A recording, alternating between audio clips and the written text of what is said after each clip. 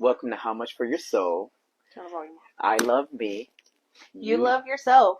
And together we love each other. Oh. He meant the world. Ignore him. And together we love the world.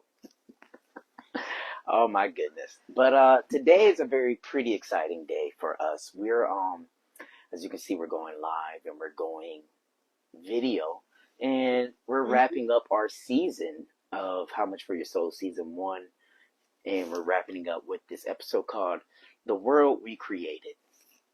And it's going to be a 2-part special because we're really going to break down and go through the details of each episode that we did, how it influenced us, questions that we had, and really dive into it. So that in season 2, the world that we created is us making it flourish. Any thoughts? Yeah, I think you hit it perfect on the head. Honestly. Okay. Amazing. Not bad. Here, let's fix your mic just a little bit there. Okay. Perfect. I think we should jump right into episode number 1, and I'll let you take lead. So episode number 1 was called He Was Number One. Mm-hmm. And one of the specific questions you asked on there was about going back in time. Yeah, I remember that. You said if you can go back in time for any age, however, when you reach your present physical age now, so 32, and for me, 25. Yeah. Everything came 32. back. Sorry, 31. I can count. When everything comes back to present time, it comes back like a deja vu. Yeah. What age would you choose to not change anything, but relive experiences? Okay, I get what you're saying. Like, what part of my life would I watch the rerun episodes in? Yes. That's tricky. I think I would pick the time. I didn't spend a lot of time with my mom. Little backstory, so we're just gonna leave it there. Backstory's over. However, I would pick the time to relive with the time that I spent with my mom and the little happy and sad moments that I had with her. I would pick that because over time you get over trauma, and I learned to accept a lot of that and just be able to appreciate. Because as I'm older now, I wish I had more time with her. I wish I got to spend more quality time, if any time at all. But my time is so limited that I feel like a lot of my problems and a lot of my growth came from the lack of time I had with my parents. So if I could relive any part, knowing that it's all going to happen again, it would probably be between the ages of 7 to 13. Yeah. So, what else you got for me? Hey, girl. Good to see you. Another one was, where did you come up with the name How Much for Your Soul? And what does it mean? You're making it sound like an interview. I feel like we're in this together, We are. Okay. But you're the one who made up the name. All right. I'm going to have to pull my book out for this one, guys. Because this is a well thought out. It wasn't like I woke up, how much for your soul? I was doing the dishes, though. I will admit. I was doing the dishes when this question popped up. You ever get that serene moment when you're like doing dishes is just like so meditative sometimes. But I know, we were on video chat whenever you came up with this. Yeah, I remember that. So I wrote it down. I'm just going to really just kind of say this out. How much for your soul is a question I really asked myself before I got to, he was number one, which we'll get to that in a little bit. But I asked this question before I even made my first podcast. And it was because we hear all the time that we're bound for greatness. We're supposed to be amazing. And at the very same time, from those same people, and even from within ourselves, our self-voice, we also hear we are nothing. And when you're going through such a plateau of people appraising you and your values, it's very catastrophic to know who am I? What do I bring to the table? What is my dreams? What do I want to do? So I asked myself, how much for your soul? So I could honestly raise awareness in the value of myself. So in those times when I hear the expectations or the potential of people, or the the failures in my own voice, my self-critical voice and stuff like that, I ask myself how much for your soul to help me raise self-awareness to the value of what I bring to the table, to my table, and what I feed my friends and family. So I don't know. Was that too much? I feel like it's a little too much, but I don't know. What is your how do you feel about the question, how much for your soul? I agree on everything you had said because it's all about finding the value in you and understanding who you are and what is all in your soul and how you take things. Yeah. And fun. I'm just throwing this in there. The soul changed to not psycho, but social psychoanalysis or psychology. The soul changed from being considered what was the value in your heart or like something spiritual to a more scientific thing. Nowadays, it's considered your mental capacity, your mental awareness, your IQ. So the soul has traveled through time from our what we thought was a spirit to like our body, to our heart, and now it's at our mind. So who knows where it's headed to now? The spirit, I believe, is all of you. Sorry, your soul is all of you. Yeah. As one. That's a very spiritual way of taking it. I like that. Yeah. But this was my first episode. What did you feel about that one? It was pretty good. You did a lot of good key points. However, you did rush. Yeah. It's just learning. It's all about learning. It is. This whole podcast is about growing and changing. So it is. It really is. How did you feel? Because you've always been in the background for a lot of the times. So how did you feel when you created your first episode? Oof. To be honest, I was very nervous. I spoke very, very low. However, I have noticed it was the podcast most people did relate with the most. So learning off of that podcast and understanding what I had did then and understanding my own version of willpower, because that's what I was learning and growing with at the time, is learning how to strengthen and grow my willpower. Yeah. So knowing that, it was just amazing. It was honestly perfect. So can I ask you a question then? Of course. You said it's help strengthen, like grow your willpower. Why did you choose that episode to be like your first one? Why did I choose that episode? Yeah, like why did you choose willpower? Because I knew I had willpower in the past. I would go to the gym. I would do certain things. Yeah. However, habits overcame and I stopped, doing what I was doing and stopped going to the gym, stopped eating healthy, stopped eating, I was eating junk food galore.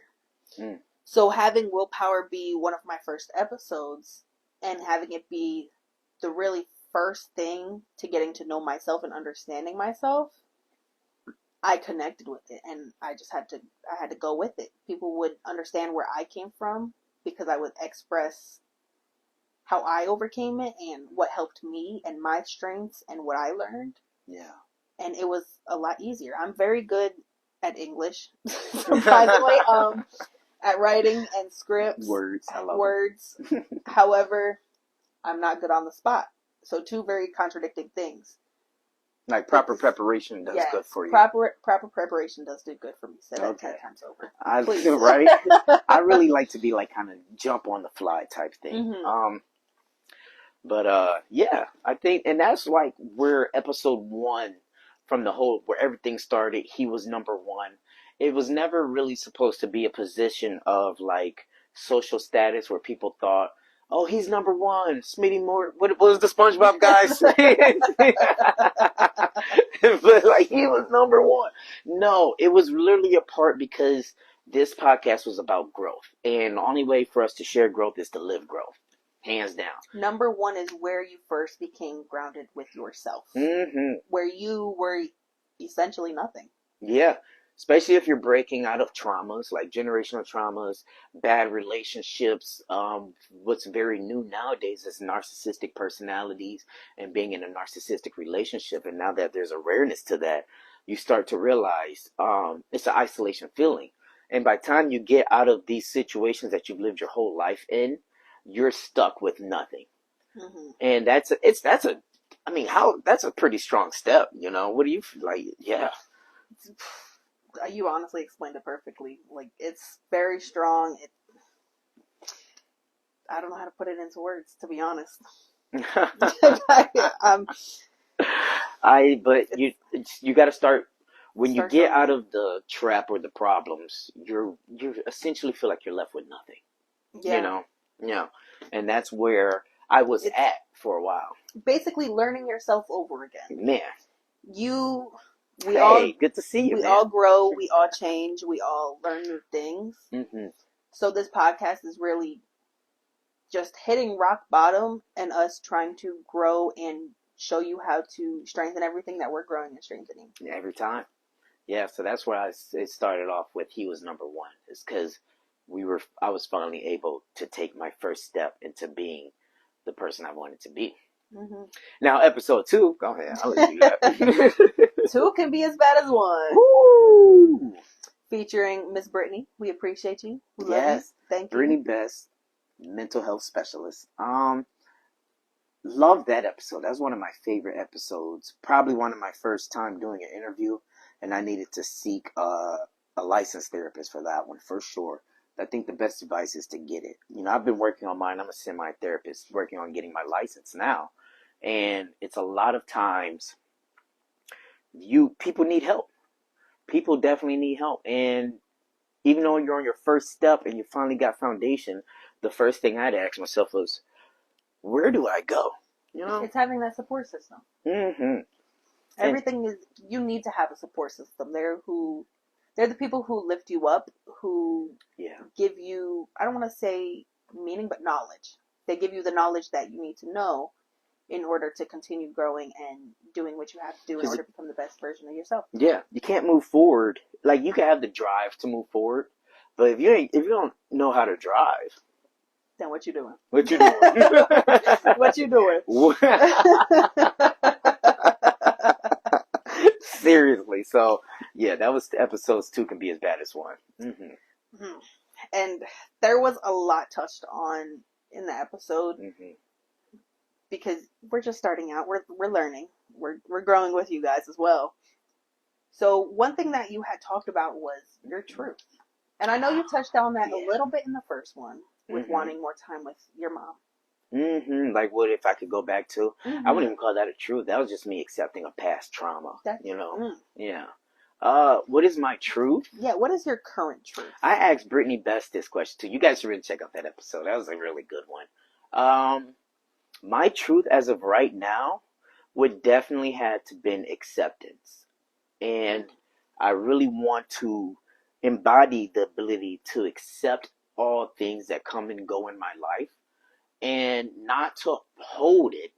I notice whenever I try to hold on to feelings or hold on to memories or hold on to anything, it makes my energy stagnant and it doesn't flow as it should. So my truth has always been to accept the goods, the bads of my life, the emotions, the traumas, the experience, the knowledge, the mistakes, and allow all of this to flow through me so that I can share it with others. And it's a long journey because it also essentially means accepting your own failures and your own downfalls. And that can be, that's a downward spiral, a vicious cycle. It can be if without enough proper willpower. Yeah. I really like that. Your truth is acceptance, and that's great. Thank you. What's your truth? Ooh. Yeah, let's get into the good stuff. Well, as you know, my truth and my, I would say rock bottom, my nothingness, started not too long ago. It's been less than a year. Oh, wow. So, yeah. I'm on like a 2-year run here. That's good. So my truth and my hardship came in August. I left a relationship on the fly. I didn't really, I knew what I was doing, but I didn't prepare for it. Yeah. So I would say my truth now is changing and healing. I'm learning myself. I'm becoming a better version of myself. I'm relearning myself. Yeah. And I won't be the same as I was before. Nah. As much as I am a wild child, I will always be a wild child. But I'm adult and I have responsibilities now. Yeah, right. So It's like now you're a wild adult. a wild adult. It is what it is. It is what I like that. It is what we make it at that too, for Mhm. sure. You can always be a child. and It's you in can your heart. and you can always be an adult. Hmm. I think to be alive is a little bit of both. It definitely is. Yeah. Yeah. Shit. I play outside with the kids. I play outside Sorry. with the neighborhood kids. Like, We don't cuss. try not to. Sorry. I play outside with the neighborhood kids almost Mhm. every day that it's nice. That's pretty And cool. I come back inside, I clean, cook, do what I have to do for myself as a regular adult. Responsibilities. Responsibilities. Yeah. But I always have that child moment. Mm-hmm. Like these kids are elementary school.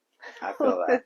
All right. So and that's, with episode 2, that comes with a lot of, once you're on your second step, you start understanding, and what is truth? It is your morals, your foundation, what's in your core is making you move forward in the path that you're taking today.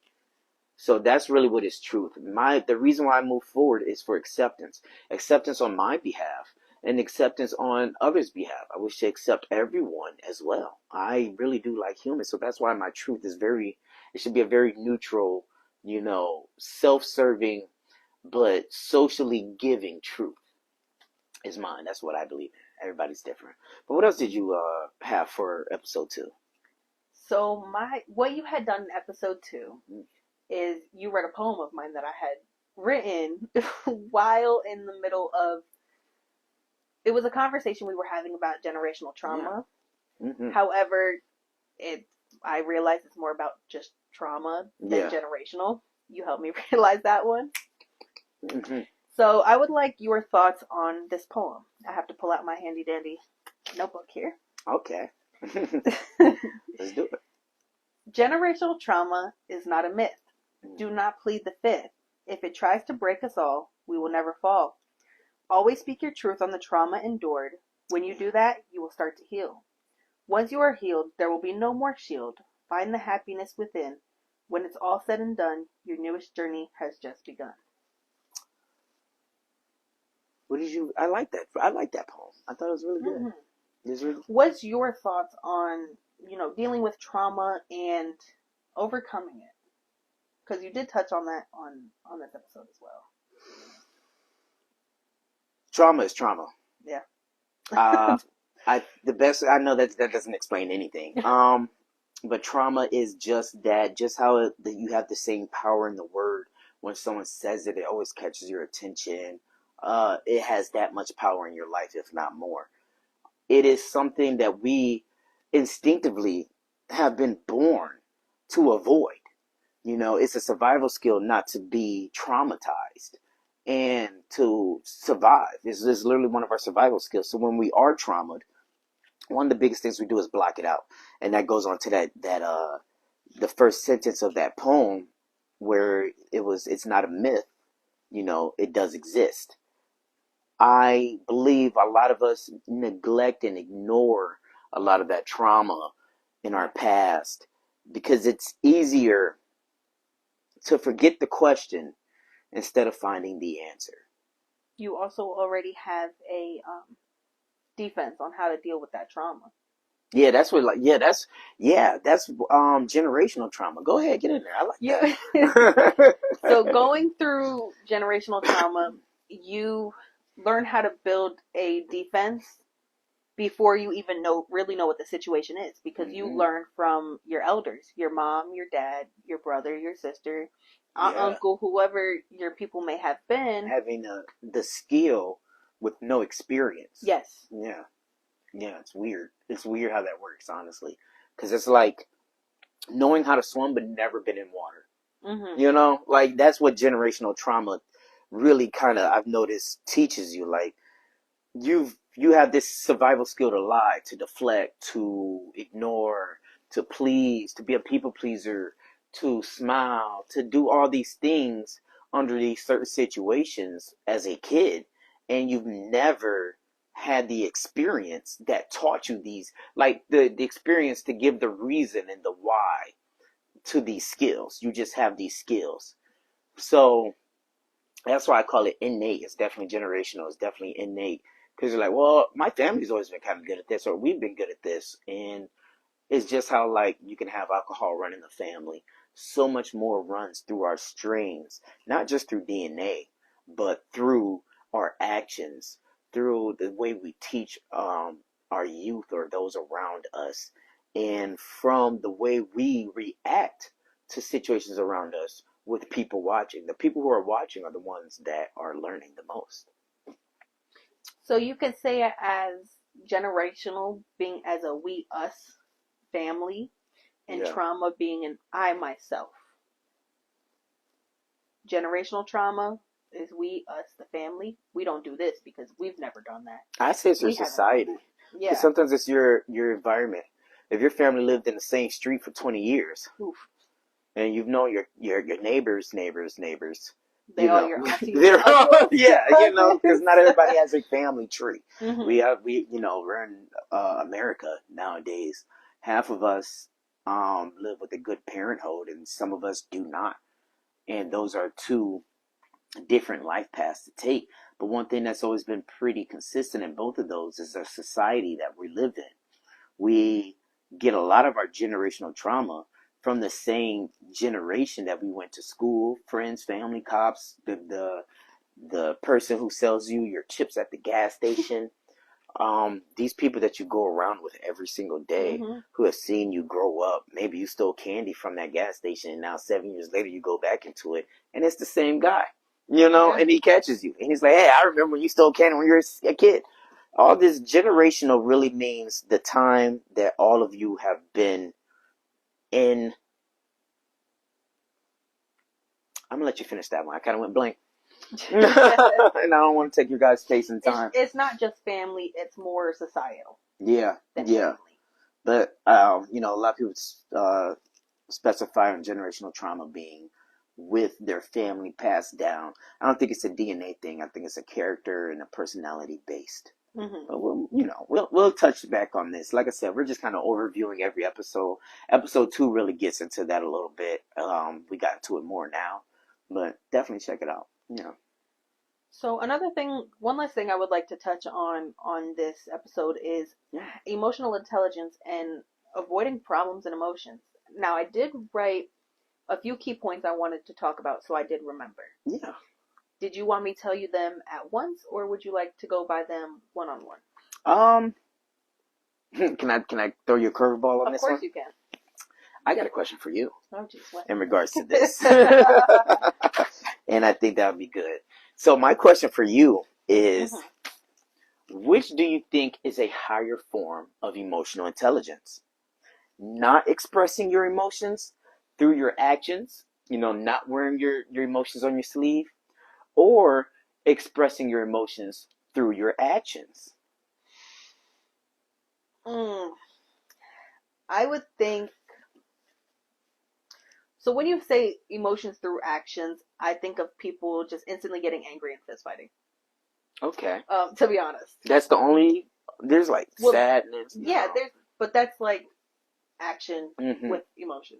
Okay, First that's the thing. most easy. Yes. Easy First connection. Anger is an easy emotion to connect to. Yes. Understood. Yeah. What about excitement or shock when they scream?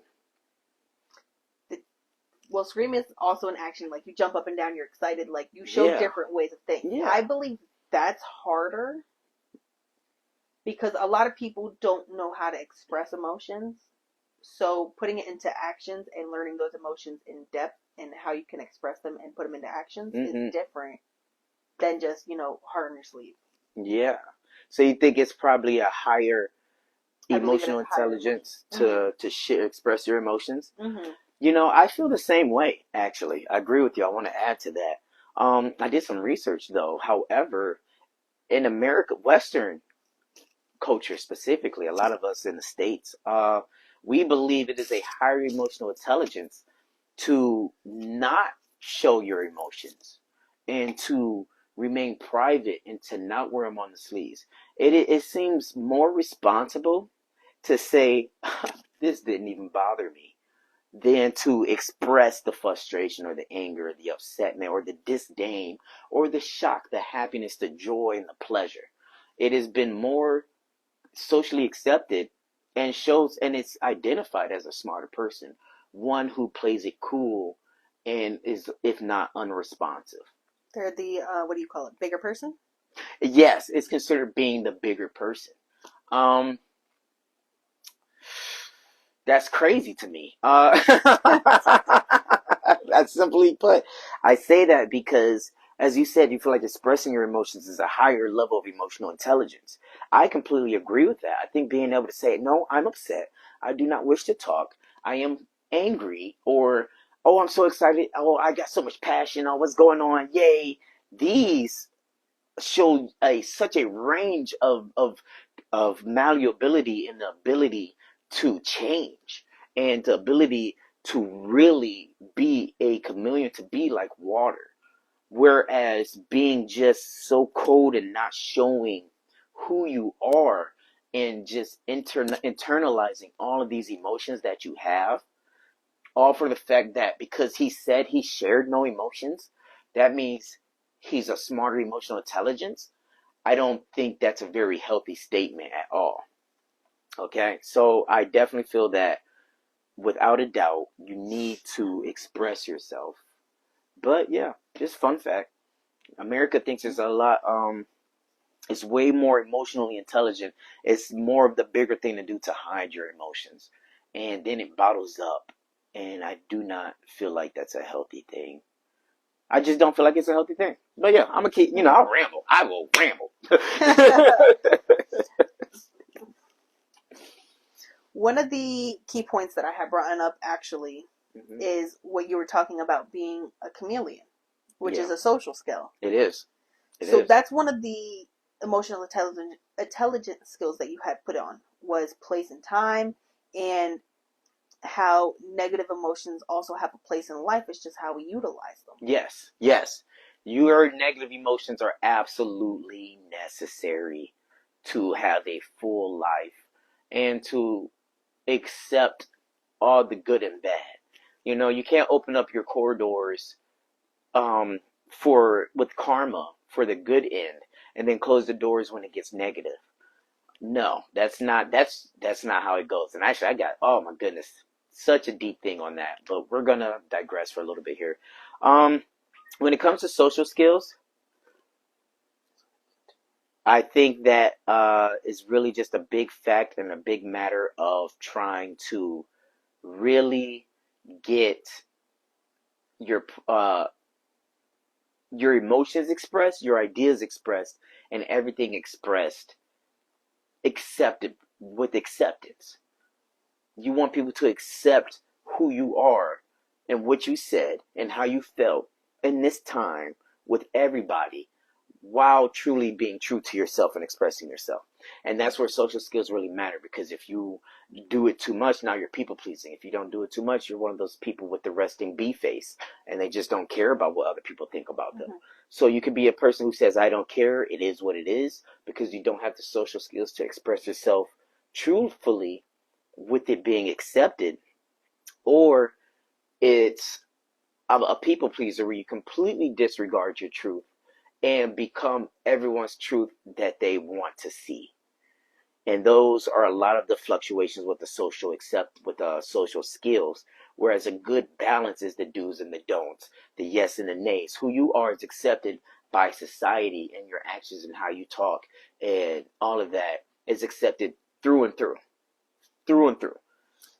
No matter the community, it takes a lot of skill to go through each community, each corridor, each dynamic, or each social circle, and still be seen the same. That's where the trickery comes. That's where a lot of people use their trickster. A lot of people use their demon, their persona, and your ego's gatekeeping. Like I said, social skills is a very, very deep. We're probably gonna have a really big conversation on that later, though, for sure, for sure. So, how you said is actions, the way you move. People need to advocate how they move.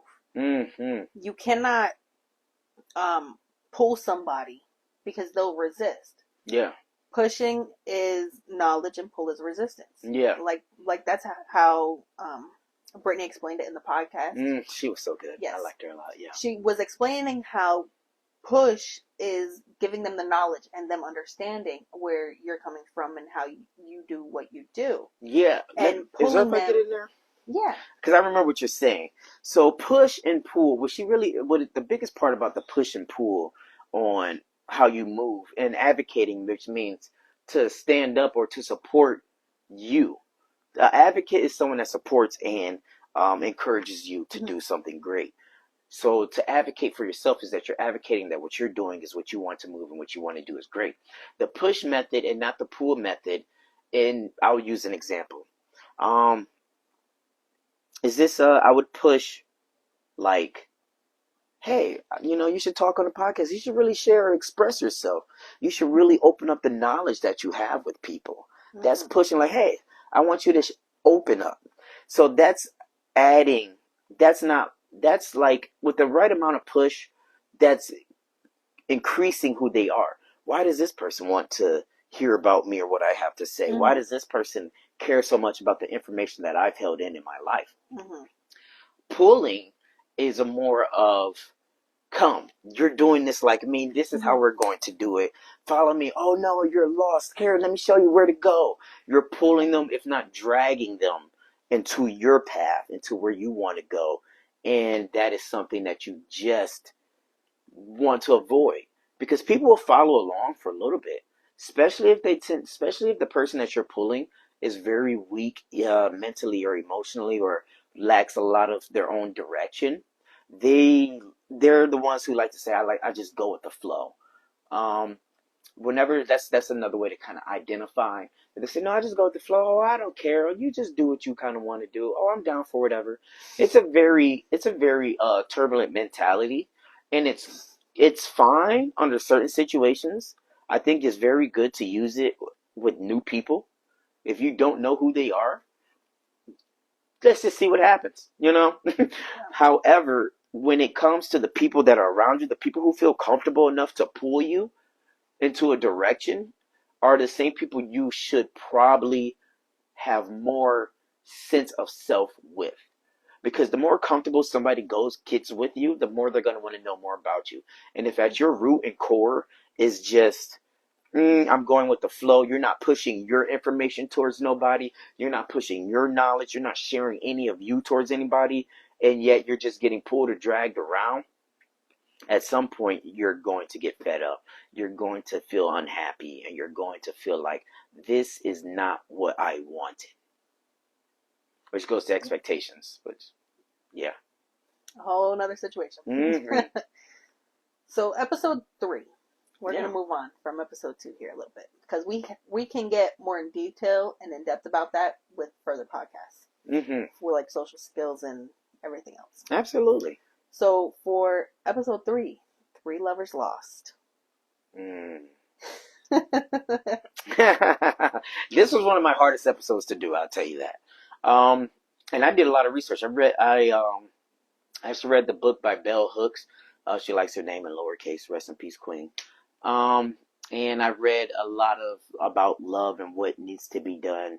And at the end of that podcast, if you guys were there for it, you'd realize that I still came up with no conclusion on that. But I'm gonna let you. That was tough. You want to check it out? Yeah, I know that episode was pretty rough and hard for you. Yeah, it was. Yeah. So I think I can touch a little bit more on this topic.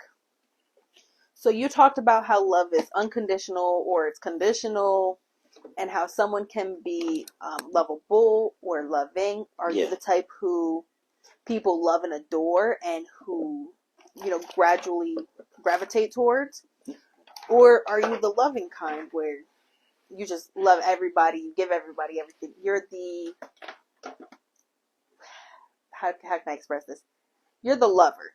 Yeah. Are you loving or more lovable? Is that like, I feel that. Yeah. Are you loving or more lovable? I totally get that. In between. What do you think? Do you think you're more lovable or loving?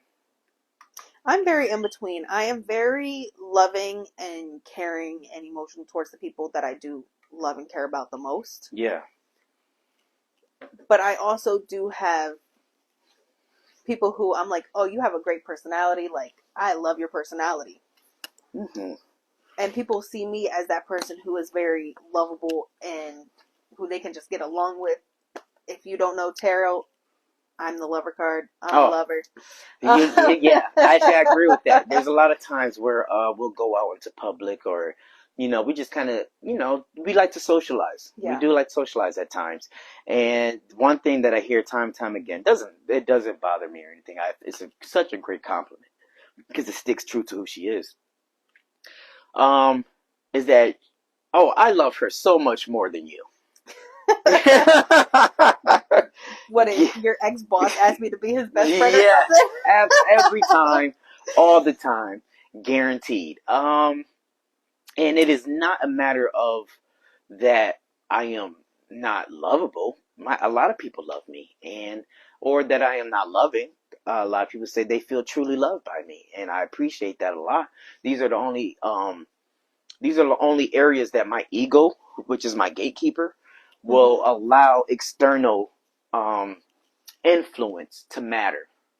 So it is where my ego, if the people I'm trying to love communicate to me that they are not feeling loved, that is something my ego does not check. That's allowed to pass through because I am concerned. Same with the people who say they love me. There's a slight there is a check at that door, because it has to be people who are genuine that I define, that I consider them calling me lovable, that your love is genuine to me. Yeah. So with this question, and I'm so glad we got to this episode 3 again, actually, because I gained a lot of information and lost a lot of old, useless thoughts in my growth as to Three Lovers Lost. Now I want to make on season 2, there might be a Three Lovers Found. Absolutely. So we'll tune in on that. But what you got? So in this episode, you touched on the dating market, on how there's a personality market and a material market. Yes. Personality is more like body type and more ideal, a copy an alternative view. Yes. And material is like diamond's a woman's best friend, a dog is a man's best friend. Absolutely. Can you please touch on that just a tiny bit more so people understand where you're coming from about this dating market, and then I can add on if you wouldn't mind. Yeah, I sure can. Real simple. We're gonna just dive it up into 2 separate parts here on this one. The first part is the personality in the dating life form, and the second part is the materialistic. When you talk to a lot of your fellow society, you ask them, "What are you looking for in personality?" Or not personality in the dating website. A lot of them will say, "Well, I'm looking for somebody with some money, someone who can take care of me, help me with my financial needs. I don't want to work for the rest of my life, or I need somebody who's going to help me build my business." So you're looking for a lot of material gain from like that type of relation. A sugar daddy, sugar mama, or maybe just a financial partner. It doesn't have to be so extreme where you're just taking finances from them. You guys could both be on a financial venture together. So it doesn't have to be so negative. The other one is a personality. What I like to call is a personality hire. Is when you are searching for, you may have all the other things intact. You may not need the finances. You may not need the support of a support group of friends or anything like that. What you may honestly just need is a personality match. Someone that you will feel the most comfortable being whoever you want to be with that person. So that's why I say whoever you want to be with that person, because in today's society, there's so many personas. You can be a lot of, example is guys are being a lot more caring and thoughtful. And it's in the shallow form of that is quite simply because women want us to be more caring and thoughtful. Women are now trying to get more of an ass. Oh, forgive me. I just cussed. Goodness. Season 2, guys, we're getting raw. BBL. Season 2, guys, we are getting rough. But they're worried about their physical appearance, and that's because that's what men want. They're getting into video games more because that was something men want. You hear it on TikTok. Get you a nerd boyfriend. They stay at home. That's a personality dating. I want a nerd boyfriend because they'll spend time with me. I ain't got to worry about him cheating. They stay at home. Whereas if you wanted like a go getter or money, like, oh, get you a hustler, go ride. Some girls just like sitting next to a guy getting money. Like I remember I used to be in a relationship. This girl just liked to sit in the car, and I used to drive around and just take care of business. And that was something she enjoyed more than when it was time for me. I wanted to go home and catch up on my shows. So there's a lot of what is it that you are dating for and why. A lot of people are not dating for the full accumulation of both. It should really be both. If you're looking for a personality hire, it should be the personality that all of you wish to embody, so that you can share all of that to that person. And if it's a financial issue there, if it's a material gain, that's supposed to be something that also matches with that person or they're willing to give.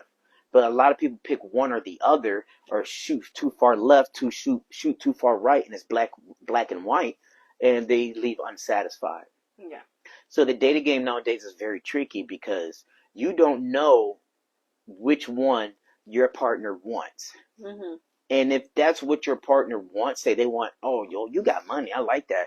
And because you got money, you're not looking for a financial one. No. You're looking for a personality now. So now she's looking for money, you're looking for personality. She found money, and you found somebody who probably has a personality, but your guys' goals are absolutely different. Then you find out after the honeymoon phase and it dies out. So dating here is very tough.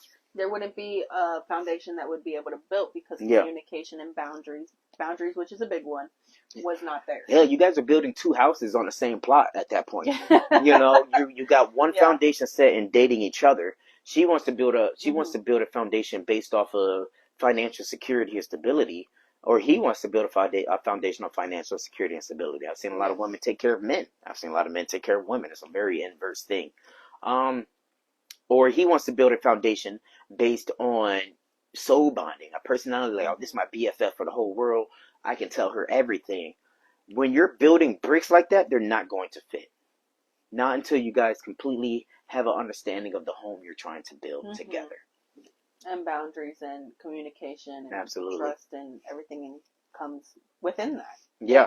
It's all entwined in one. Yeah. To build that foundation and that concrete, you need to have those boundaries, those bricks already laid out in order to put them where they need to go. Every time. In order to build. Yeah. Whew. It's pretty good. One. It was. I like that one. As I said, Three Lovers Lost was definitely a tough one that I can't wait to get more into. So episode number 4. 4 more. Should I do it like this? 4 less. Well, that equals 4 in general. Thank you. So 4.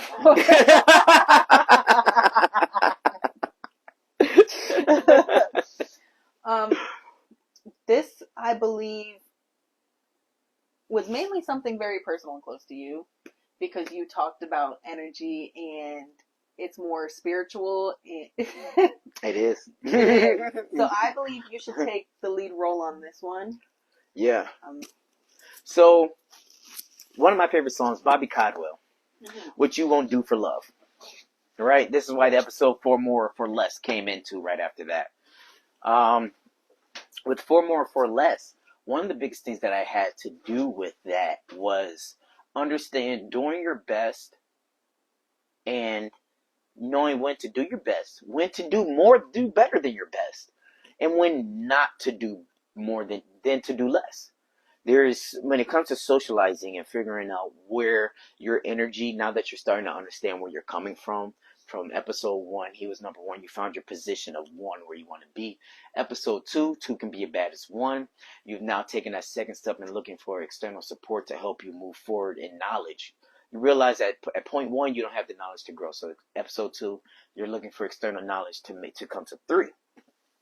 3 Lovers Lost is now comparing the new knowledge that you gained to the old knowledge that you had and casting it away.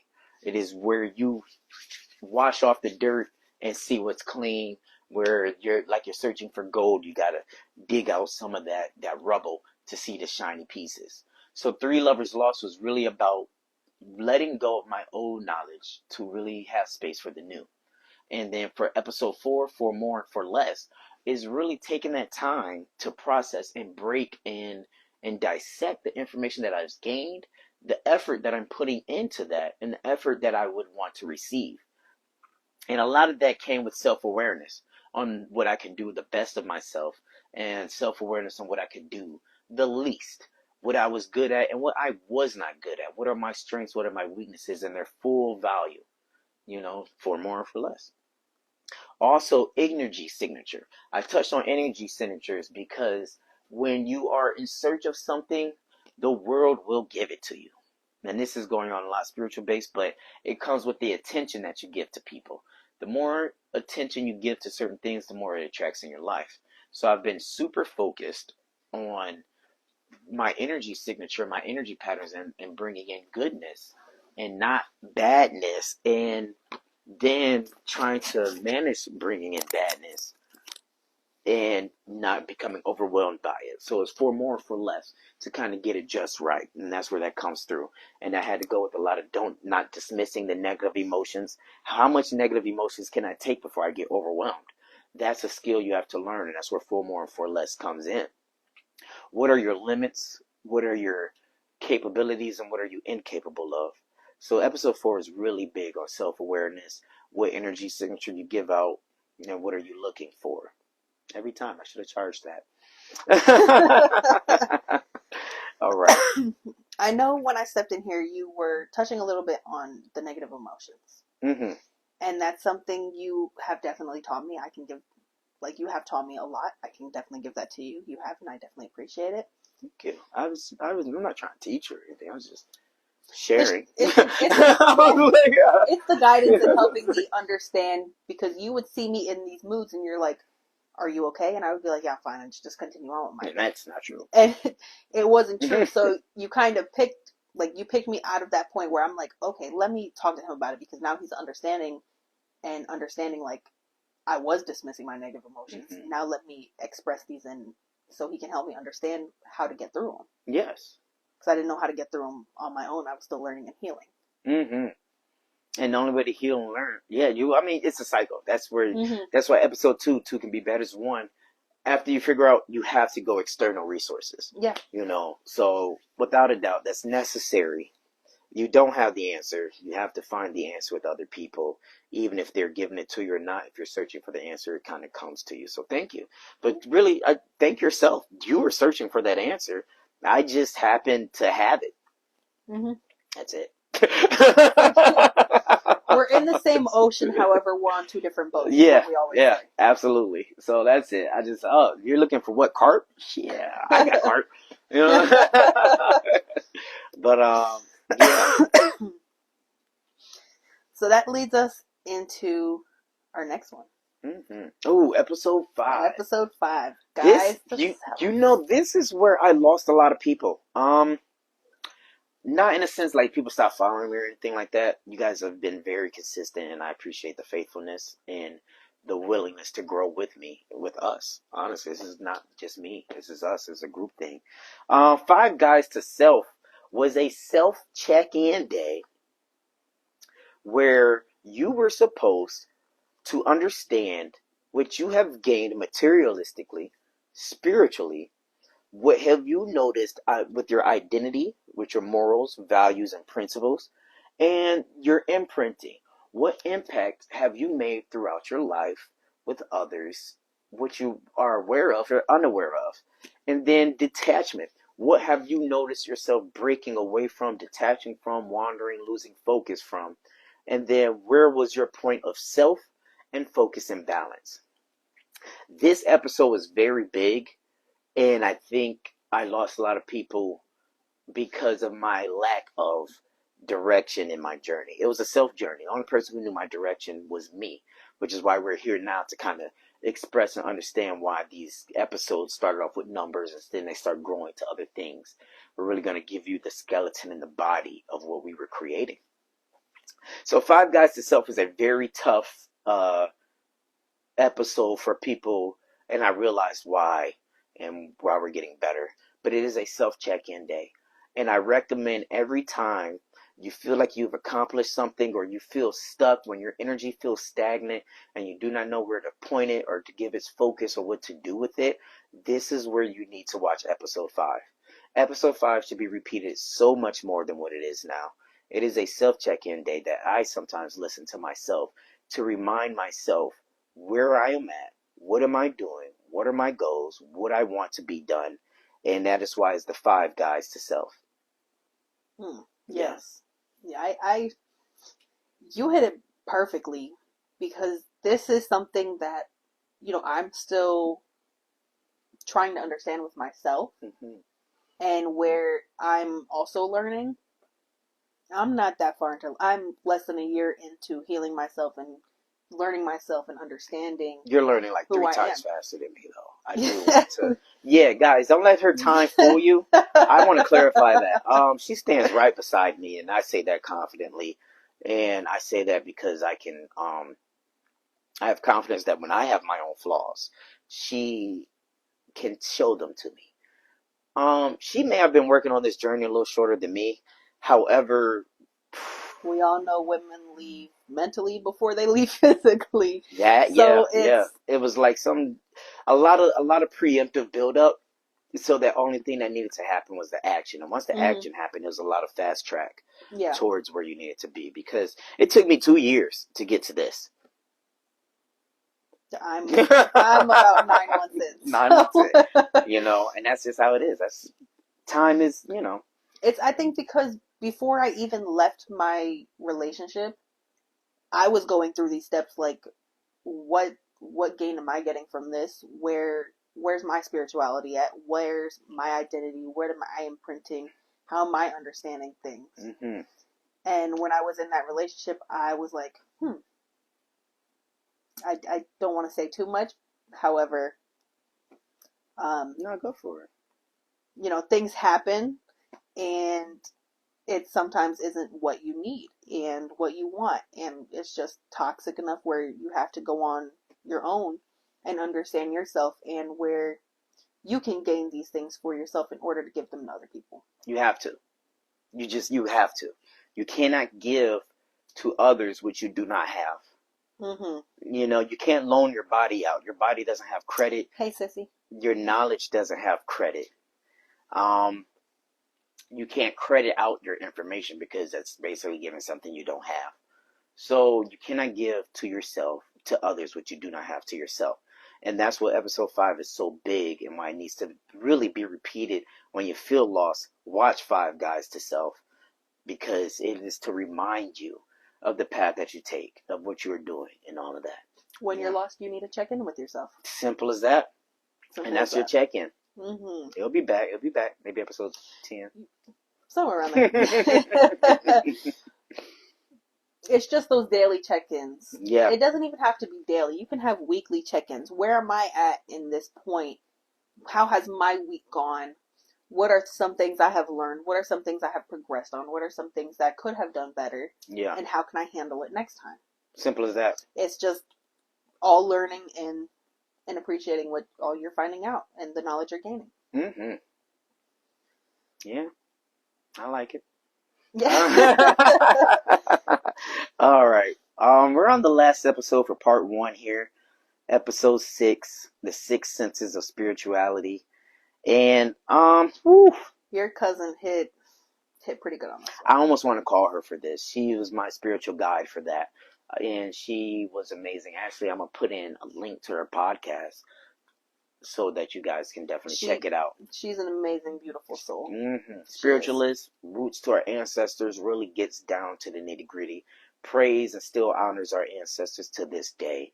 My cousin is amazing, and that is the person I went to for the 6 senses of spirituality.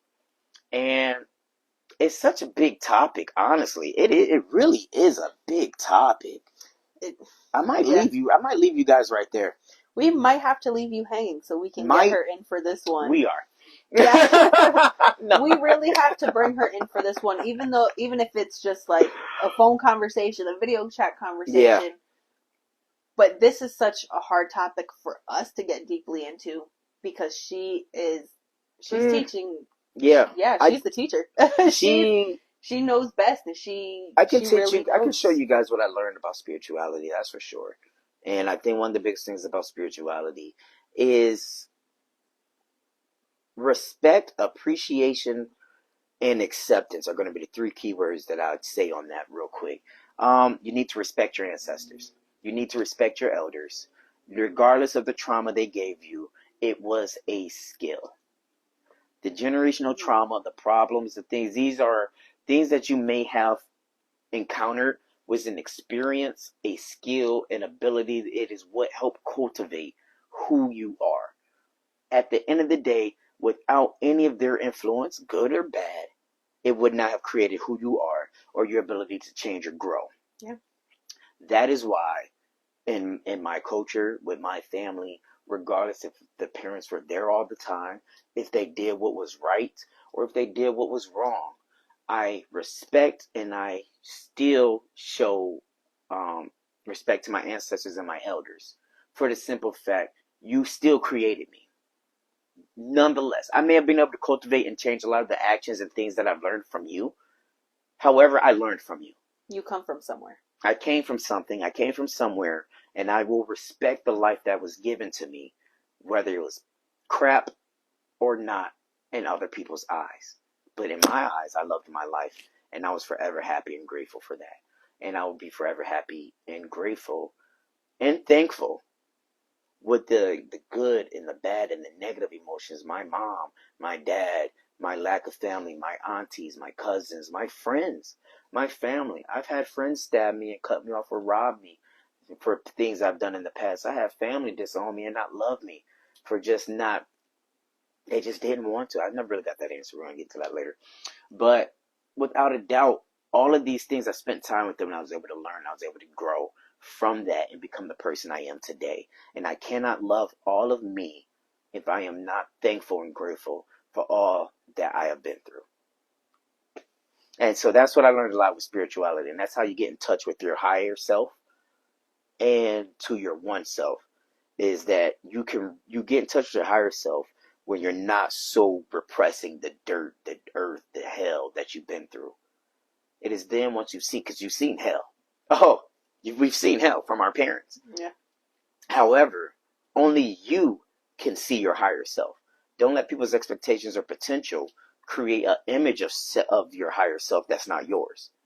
You must create your own higher self and create the vision for your higher self. And the only way you can do that is by acknowledging the hell that you've been through, the life that you're living now, and then you can see what you're headed to. And that's the biggest thing that I learned with spirituality from my cousin. But we're going to get more into deep with that for sure. We appreciate you guys for the support and love that you guys give us, for sure. This is only part one of The World We Created. It's a 2-part ending special. So we're going to get more into detail with each episode. So hopefully this all feels more connected now. I love me. You love yourself. And together we can love the world. That was so good. You know how hard we worked to get that done? These are going to be like little cuts or excerpts. I'm for it. Right. Super great.